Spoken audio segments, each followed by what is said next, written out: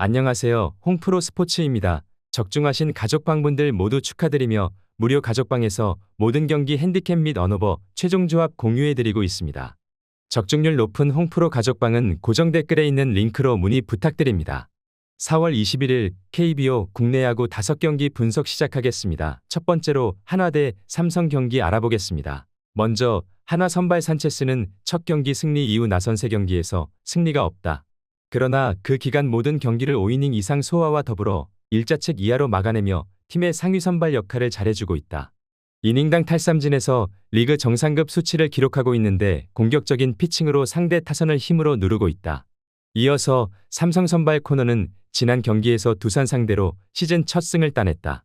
한국에 온 이후 4경기에서 2패를 당했고 매 경기 홈런을 당하는 등 고전했는데 QS급 피칭과 더불어 타선의 지원을 받았다. 그러나 팀의 기대에 못 미치는 건 분명하다. 속구의 피장 타율이 높은 데다 위기관리 능력도 떨어진다. 코너는 이번 시즌 한국 무대에서 처음으로 퇴출될 가능성이 가장 높은 투수다. 페라자와 노시환 등 속구에 강한 한화를 만나서도 고전할 가능성이 높아 보인다. 산체스가 압도적인 구위로 좌타자가 많은 삼성을 재울 수 있을 것이고 타선 지원이 있을 한화가 승리할 수 있을 것이다. 한화 승리를 추천합니다.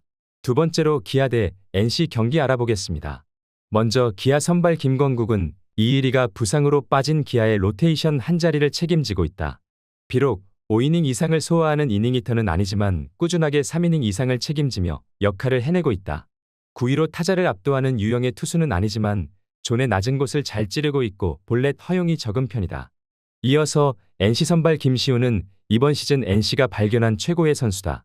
지난 시즌까지는 불펜에서 1, 2이닝 정도를 책임지는 자원으로 나섰었는데 송명기의 부진과 구창모의 부상으로 인해 기회를 잡았고 로테이션 한 자리를 확실하게 책임지고 있다.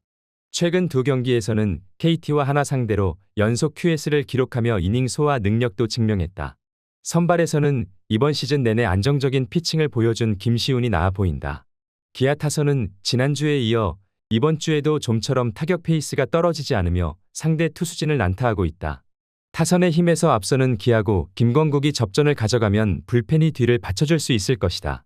영상은 잘 보고 계신가요? 핸디, 언오버 및 최종 조합 공유받아 보실 수 있는 가족방 입장 방법 알려드리겠습니다. 첫 번째로 영상 하단에 댓글을 클릭해 주세요. 두 번째로 댓글에 링크를 클릭해 주세요. 마지막으로 채팅 참여하기 후 메시지 주시고 답장 기다려 주시면 됩니다. 나가기 하시면 가족방 입장 시켜드릴 수 없습니다. 언제든 편하게 문의 주시기 바랍니다. 세 번째로 롯데 대 KT 경기 알아보겠습니다. 먼저 롯데 선발 윌커스는 최근 3경기 연속 승리하지 못했다. 롯데의 1선발로 경기당 5이닝 이상을 소화하고 2차례 QS도 기록 중이지만 기대치에 비하면 아쉬운 성적이다. 지난 시즌에 비해 패스트볼 장타 허용이 늘어나며 실점도 많아졌다. 그러나 이번 시즌 볼쌈비가 6대1을 넘는 등 볼넷 허용이 적기에 언제든 반등을 기대할 만한 상황이다. 이어서 KT 선발 쿠에바스는 이번 시즌 아직 승리가 없다. 지난 시즌 다시 돌아와 선발로 승률 100%를 기록하며 팀과 좋은 조건으로 재계약에 성공했었는데 출발이 아쉬운 상황이다. 글대로 평균 6이닝을 소화하고 있고 3차례의 QS를 기록했다.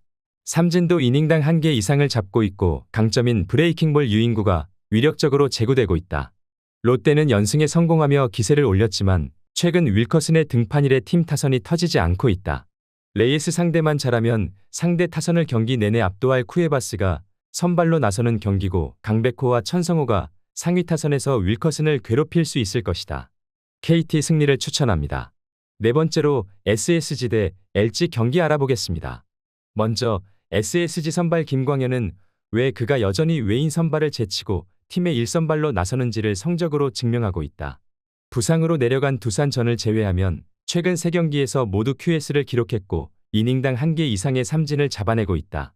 단 한국에 돌아온 이후 LG 상대로는 늘 고전했는데 지난 시즌에는 4경기에서 1승 1패 5점 후반의 방어율이었고 안타 허용이 많았다.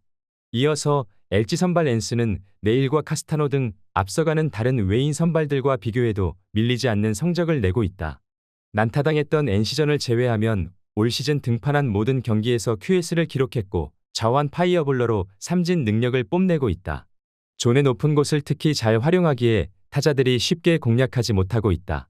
두 팀은 더블헤더 1차전에서 나란히 전날 선발 예정자가 아닌 1선발 에이스를 내보낸다. 그 점에서 낯선 엔스를 상대하는 SSG 타선보다 이미 여러 번 공략했던 김광현을 만날 LG 타선에 눈길이 가는 게 사실이다. 김광현의 강했던 오지환과 중심 타선의 활약이 중요할 것이다. 영상은 잘 보고 계신가요?